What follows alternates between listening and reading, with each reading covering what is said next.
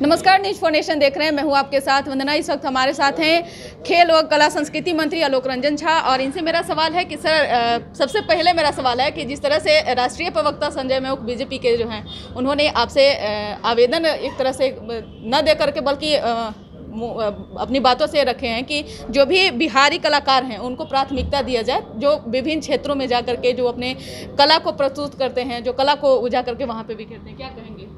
नहीं, देखिए, आदरणीय संजय मयूख जी हमारे राष्ट्रीय प्रवक्ता हैं और बिहार के बातों को बहुत प्रमुखता, चूँकि इस राज्य से हैं तो इस राज्य के सभी क्षेत्र के लोगों का विशेष ध्यान रखते हैं और उसी क्रम में उन्होंने आज बिहार के, खास करके बिहार के जो कलाकार हैं उसको किसी भी जो कला संस्कृति विभाग के तरफ से जो महोत्सव किया जाता है उस महोत्सव में बिहारी कलाकारों को प्रमुखता से मिले, इसके लिए उन्होंने आग्रह किया है और मेरे द्वारा भी उनको आश्वस्त किया गया कि ये बहुत ही सही अच्छा विषय आपने उठाया है।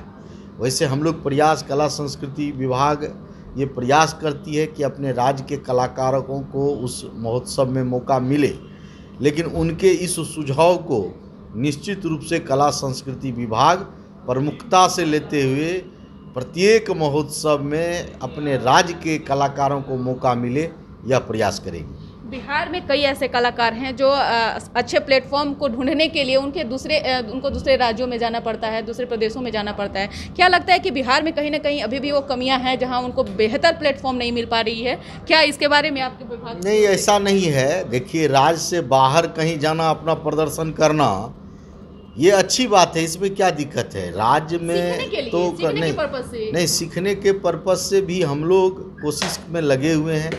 कला संस्कृति युवा विभाग सभी प्रकार के प्लेटफॉर्म का अपने कलाकारों को देने का काम कर रही है, लेकिन और आगे आने वाले समय में जब हम लोग कला विश्वविद्यालय इस राज्य में लाएंगे और उस कला विश्वविद्यालय के माध्यम से हम लोगों का प्रयास होगा कि हमारे कलाकारों को कला की डिग्री के लिए बाहर नहीं जाना पड़े।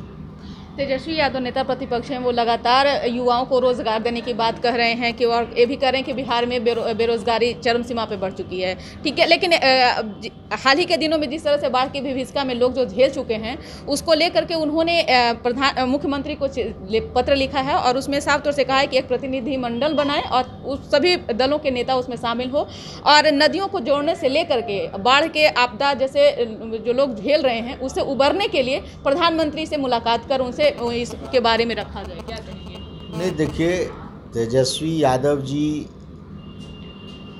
प्रतिपक्ष के नेता हैं और आप देखिएगा कि प्रतिपक्ष के नेता को जिस प्रकार से राज्य के जनता के लिए काम करना चाहिए, उसके कठिनाइयों में, राज्य की परेशानियों में जिस प्रकार से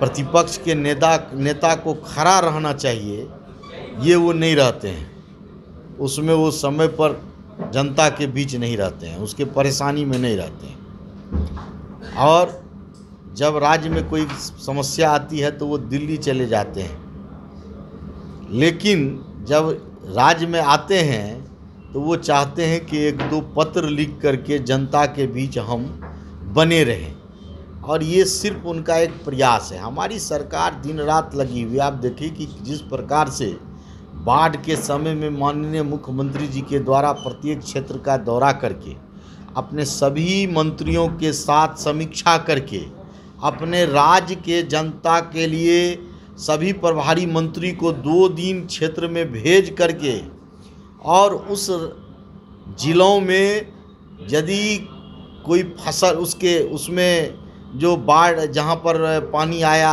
वहाँ के लोगों को जो उसकी सुविधा देना है उसको सो उपलब्ध कराना, या उसके कृषि के लिए जो जहाँ भी कृषि उसका नुकसान हो गया, फसल क्षति हो गई, उसको फसल क्षति का आकलन के लिए, जहाँ पर पानी के कारण किसान कृषि नहीं लगा पाए उसको भी उसमें क्षति देने के लिए, इन सारे चीज़ों के लिए जिस प्रकार से हमारे माननीय मुख्यमंत्री और उप मुख्यमंत्री संवेदनशील रहते हैं और उस पर उनके द्वारा जो कार्य किया गया है, हम समझते हैं कि इससे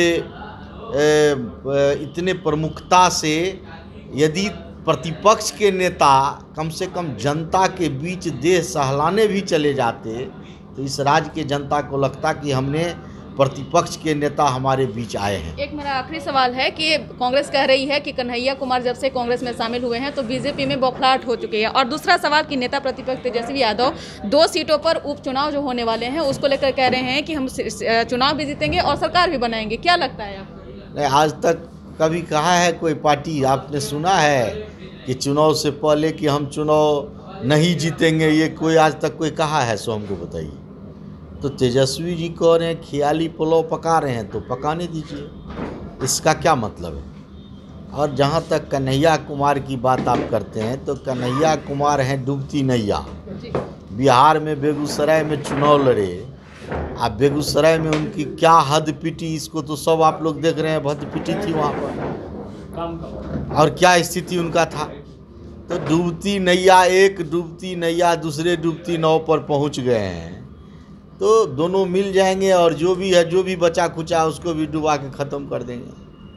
शुक्रिया सर। तो आप सुन रहे थे क्या कुछ कह रहे थे कला व संस्कृति मंत्री आलोक रंजन झा। इन्होंने साफ तौर से तेजस्वी यादव को खुले चुनौती दे दिए हैं कि आपने कई दफ़े भी कह चुके हैं कि हम सरकार बनाने वाले हैं, चुनाव जीतने वाले हैं, तो करके दिखाइए। इस पर बस इतना ही। देखते रहिए न्यूज़4 नेशन। नमस्कार।